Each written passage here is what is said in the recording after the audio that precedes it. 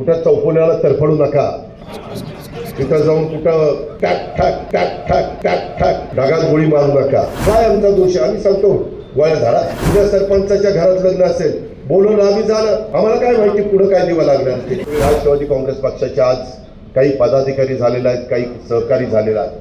त्याच्यामध्ये तुमच्याकडनं कधी कुठली चूक होऊन देऊ नका. कुठं चौकोनाला तरफडू नका, तिथं जाऊन कुठं टॅक ठाक ढगात गोळी मारू नका. त्याच्यात बदनामी जो मारेल त्याची पण होईल, आणि ज्या पक्षाचा तो आहे त्याची पण होईल. काय आमचा दोष आहे? आम्ही सांगतो गोळ्या झाला. हे नाही ना चालणार.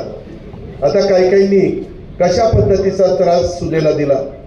आम्ही सांगितलं, आम्ही चांगल्या भावनेने तुम्ही बोलवलं, उद्या सरपंचाच्या घरात लग्न असेल, बोलवलं आम्ही झालं.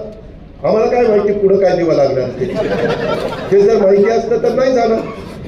एक माणूस की लक्षात ठेवा ना बाबांनो, जातीचा पातीचा नात्याचा गोत्याचा विचार न करता जातीय सलोखा ठेवा.